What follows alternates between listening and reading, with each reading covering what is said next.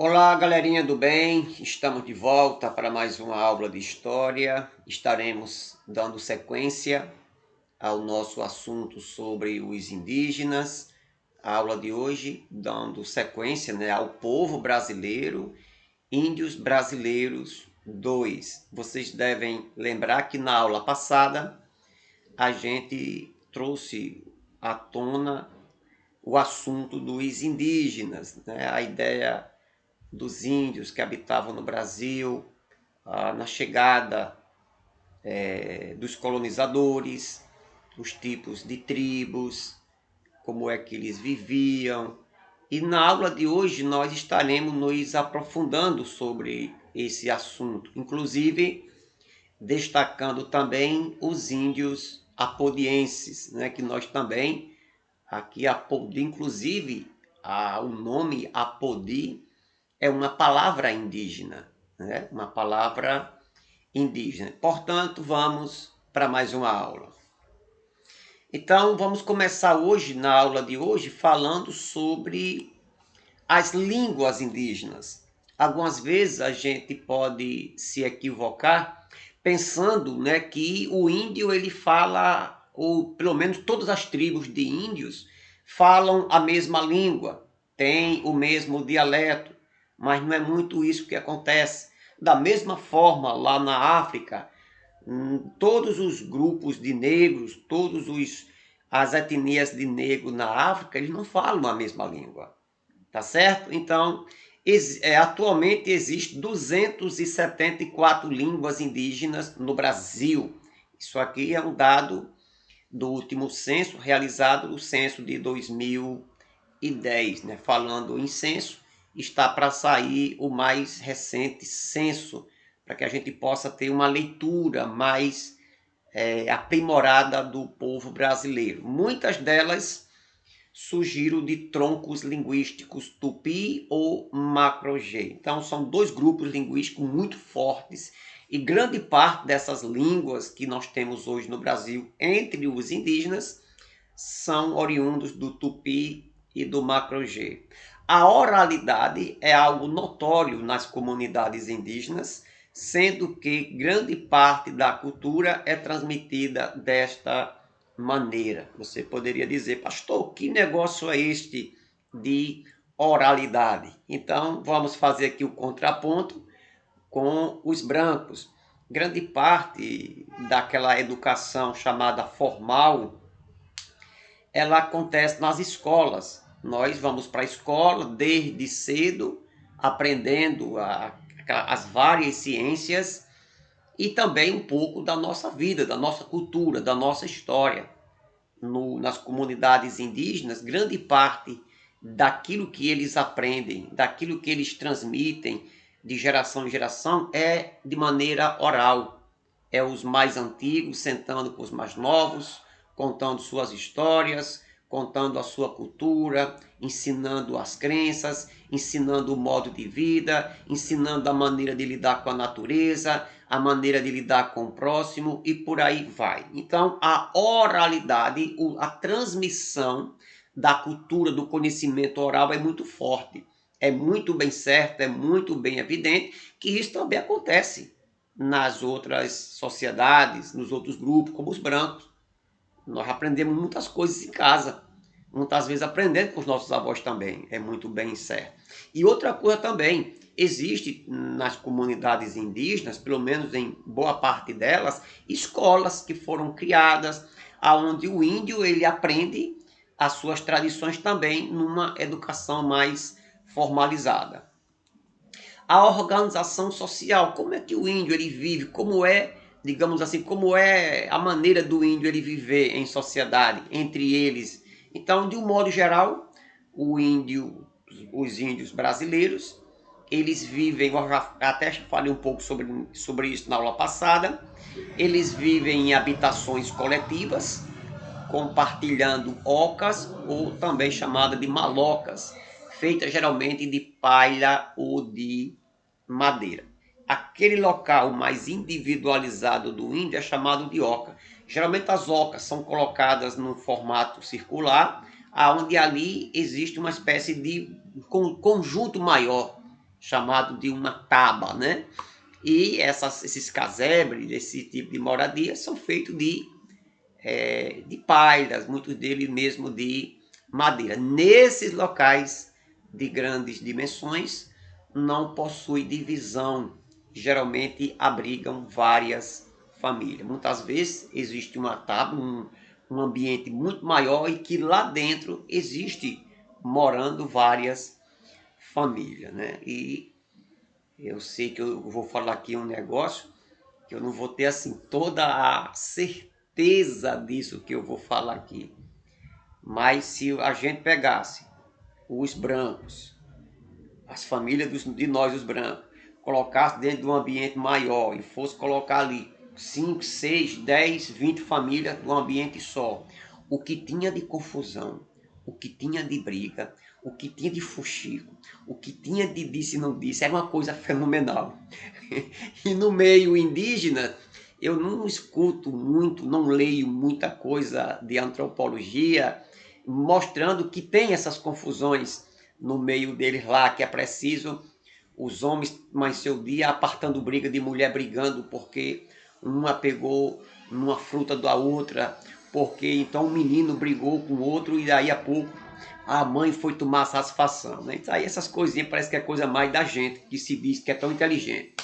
Tá bom? A divisão das tarefas são muito claras nas sociedades indígenas, de um modo que os homens eles ficam encarregados da caça, da defesa do território e das construções. É o trabalho do homem.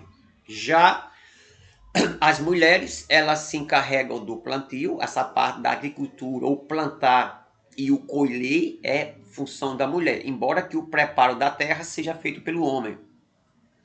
Além também de as mulheres elas cuidarem das crianças e produzirem os utensílios e os adornos que são utilizados pela tribo. Em qualquer sociedade, mulher trabalha muito, né? Já é uma coisa já de praxe, né?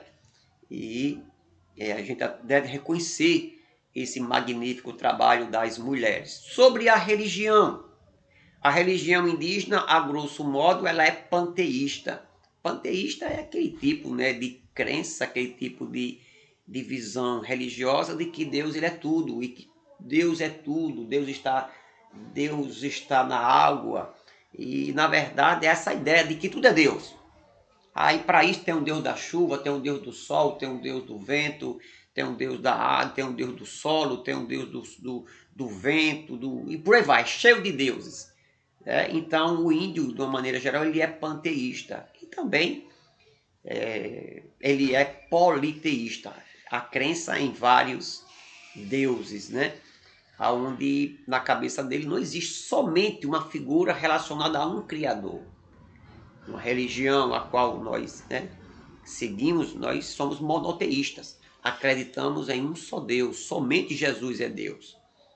E eles costumam reverenciar esses deuses em seus rituais religiosos, né? E a invocação também dos ancestrais e também da natureza. O xamã, também conhecido pelo nome de pajé, é aquela pessoa muito experiente dentro da tribo e que essa pessoa ela é uma espécie de sacerdote, ela faz a intermediação entre o mundo terreno e o mundo espiritual. Nesses rituais entram,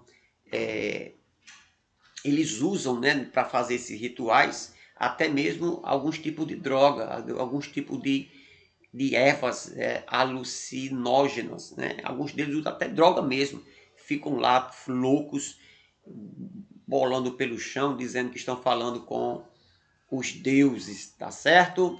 Aqui nós vamos, essa parte aqui das ocas eu já falei. Os índios, eles adoram vários deuses, né? Eles até admitem uma espécie de trindade composta por Guaraci, que na cabeça, lá na visão dele, Guaraci é o deus sol, o Jaci, que é a lua, que é o deus é a lua, e Perudá, ou Rodá, que é o deus do amor. O chefe religioso da aldeia era pajé, o pajé que possuía poderes mágicos. Adoravam as forças da natureza, como vento, chuva, relâmpago, trovão. Eu já havia falado um pouco disto. E também eles tinham muito medo dos maus espíritos. Um desses maus espíritos, por exemplo, era o Jurupari, que provocava pesadelos e apertava a garganta das crianças durante a noite. Né? Muitas vezes a criancinha, talvez com a garganta inflamada por algum tipo de situação, e aí ele dizia que era aqueles maus espíritos que estavam querendo destruir as crianças. Sobre o casamento, os índios eles são monogâmicos, né? Tipo assim, um homem ele casa com uma mulher. É um casamento monogâmico. Eles são contrários à traição. Em algumas tribos, eles algumas vezes eles praticam a poligamia. É aquele casamento que a pessoa é casada com várias pessoas, né? Mesmo nessas tribos que existe a monogamia, os chefes eles poderiam ter várias esposas, desde que eles pudessem sustentar, né? E isso aí trazia prestígio, né, para aquele chefe.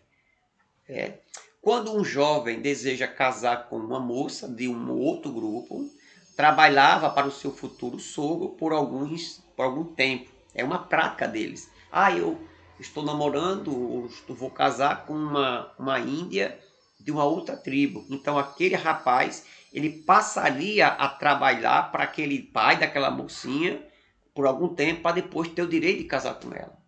É uma coisa diferente. Hoje em dia, essa rapaziada aí que hoje que usa com o cabelo todo no gel, o pessoal que anda com as calças rasgadas, o pessoal que anda todo boy, todo na pinta, todo no bonezão, da aba larga.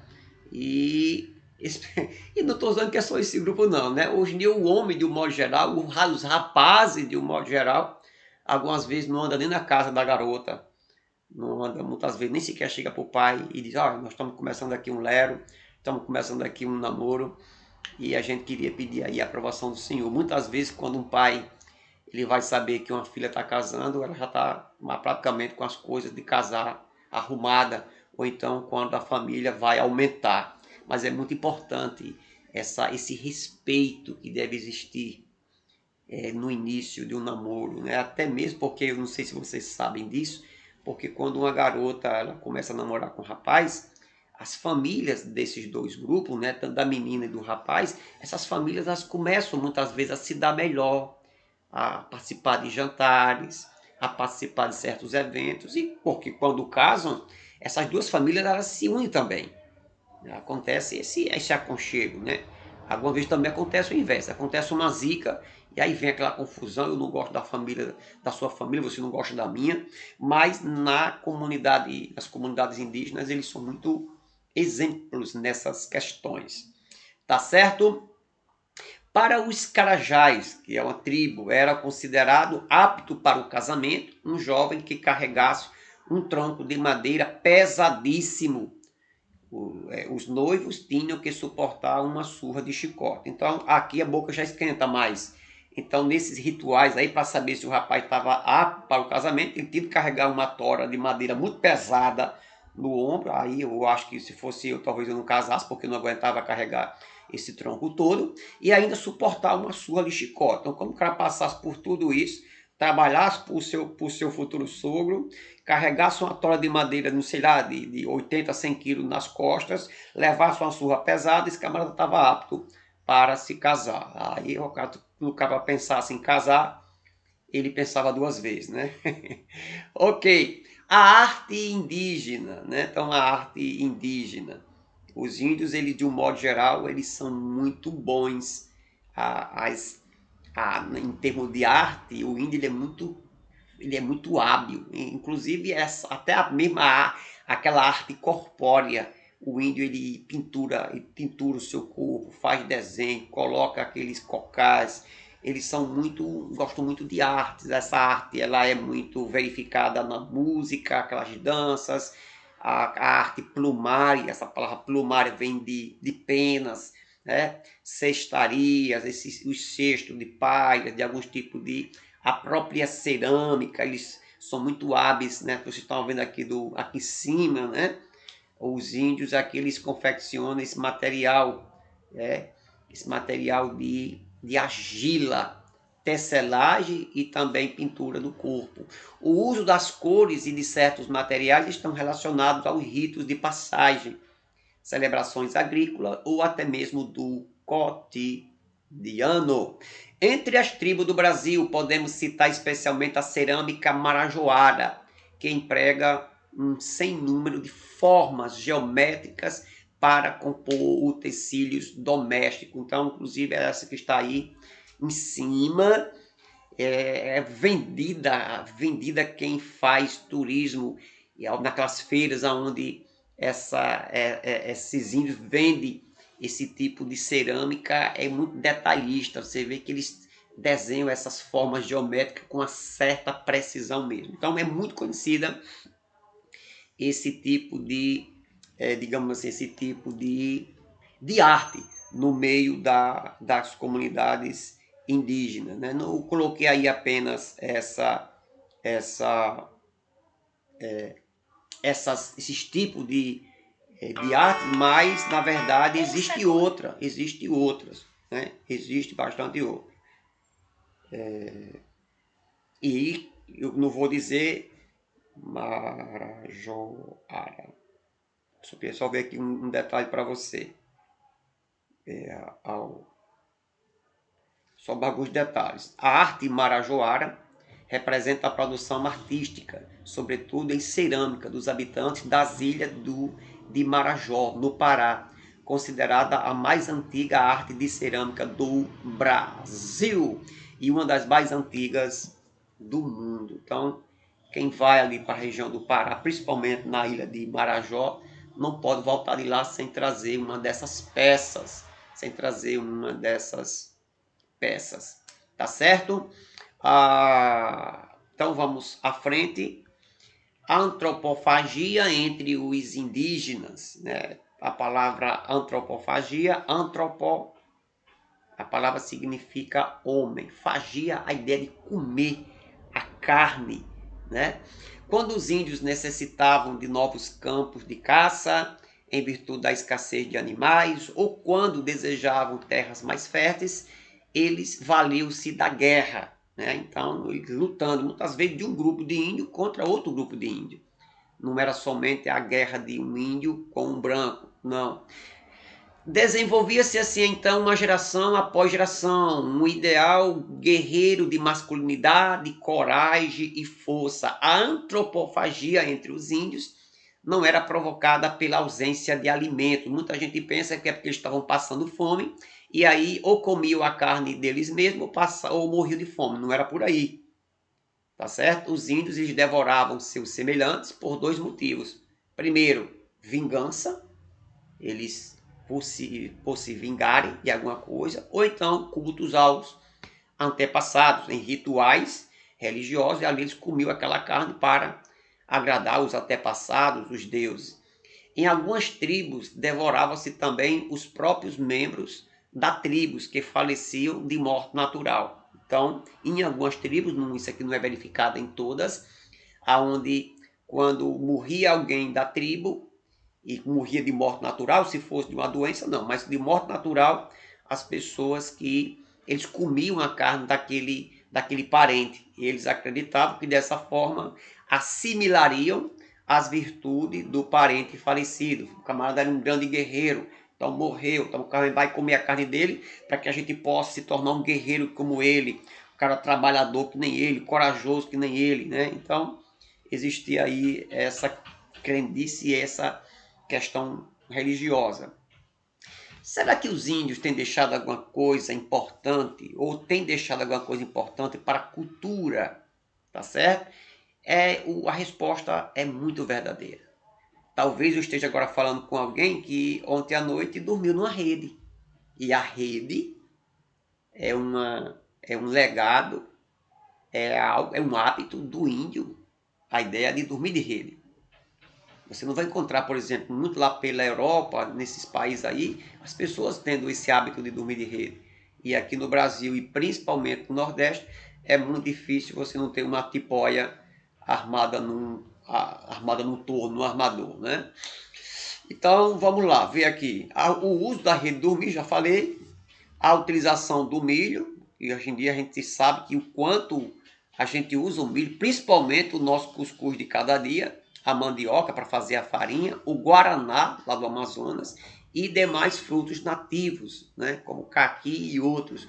O emprego de várias ervas medicinais, nós utilizamos hoje muitas ervas medicinais que foram os índios que primeiro usaram, as técnicas de fabricação de canoas, jangadas, artefatos de palha e cipó, o uso das queimadas das roças antes de fazer o novo plantio, foi o índio que nos ensinou.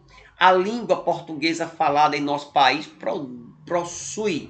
possui uma infinidade de palavras de origens indígenas, como Iara, Jaci, Itu, Itapetininga, anaguera, tapioca, beiju, pamonha, gamela, puçá, arapuca, apodi, tietê, açu, mossoró, né? São, aí você tem, né? Você vai ter aí diversas palavras da língua portuguesa. Afinal, os índios contribuíram para a formação do povo brasileiro. Na sociedade colonial, a união entre um índio e um branco, a princípio era ilegítima, ganhou o nome de mameluco. Hoje em dia, ninguém usa mais esses termos mameluco, caboclo, mulato. Está usando hoje simplesmente a palavra pardo, né? Por sua vez, a união entre um negro e um índio, que ocorre em menor grau, era chamado de cafuzo ou caburé.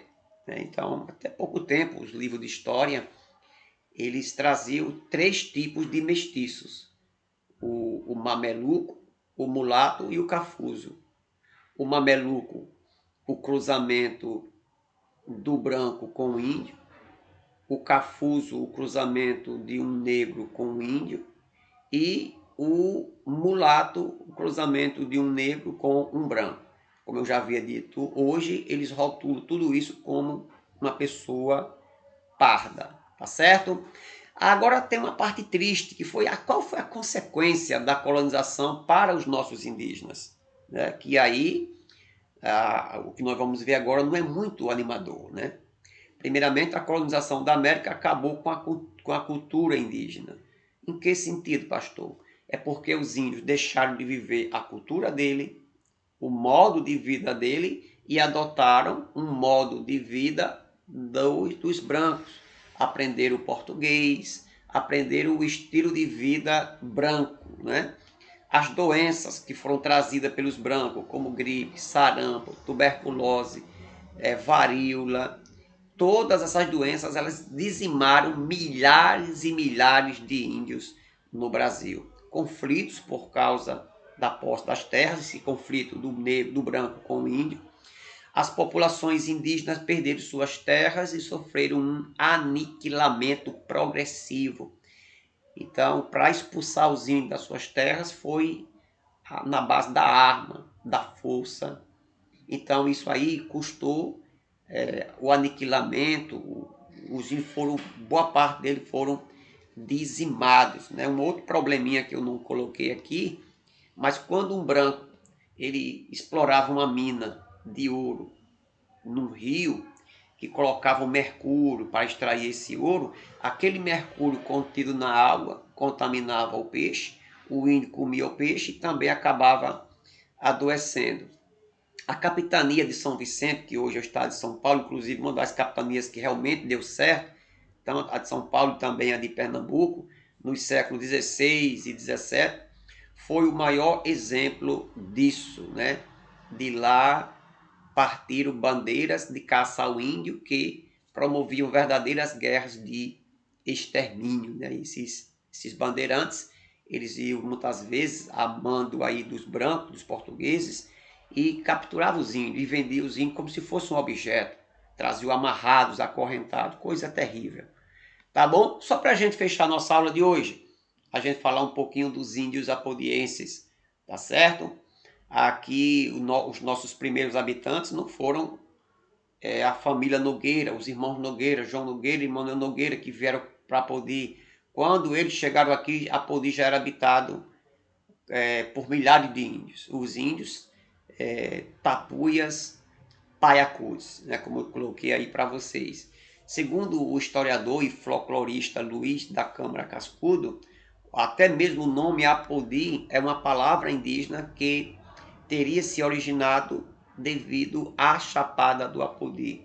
Outros historiadores afirmam que o nome significa coisa firme, altura unida, um planalto, uma chapada. Então, possivelmente, quando os índios eles olhavam para essa chapada aqui, né, eles olhavam e pronunciavam a palavra Apodi, uma coisa firme, uma altura unida. Tá certo? Então aqui nós temos um exemplo dos remanescentes dos índios tapuias, paiacus e Apodi. Essa daqui é uma das representantes, muito conhecida a nível de Apodi, a nossa amiga Lúcia Tavares, ou Lúcia Tabajara. Aqui ela tem um museu que guarda esse monte de objetos pertencentes a esses grupos indígenas. Inclusive um dia ela me deu esse colar. Na verdade, esse colar ele não é dos índios tapuias paiacus, mas ela fez uma visita a uma tribo aqui no Ceará, os índios Genipapos Canindés, muito praticamente da mesma família dos tapuias paiacus, e ela foi e trouxe para mim este colar que os índios fizeram, tá certo? Então, os índios apodienses, eles foram, a princípio, com a chegada dos irmãos Nogueira, houve aquela certa camaradagem, como aconteceu nos outros lugares. Os índios, com o tempo, eles foram, quando os brancos começaram a querer tomar a lagoa, que era uma riqueza, como sempre foi, né? Aí os índios eles botaram os brancos para correr, eles voltaram reforçados, mataram parte dos índios, ou então levaram presos para outras cidades, principalmente a cidade de Porto Alegre, que no caminho, levando parte desses índios, eles dizimaram, mataram esses índios, né? Então, a história do índio apodiense é como a história do resto do índio no Brasil. É uma história marcada por tristeza, por desmando, por crueldade e por mortes. Tá certo? Aqui foi uma camisa que ela andou um tempo fazendo um evento na cidade. Inclusive eu tenho essa camisa. Apodi, terra dos índios tapuias paiacus, eu me orgulho, né? Tá bom? Aqui eu tenho uma atividade para vocês. Vocês colocam no caderno, responda, e aí você capricha numa foto, mas antes da foto, coloca o seu nome. Não vá mandar para a minha atividade e depois digitar quem é você e onde você estuda, não. Coloque essas informações na própria folha. O nome da sua escola, o seu nome completo, o ano que você estuda, a turma que você estuda, e rebola essa atividade no meu privado, tá certo? Um joinha. Por hoje é só e até a próxima aula.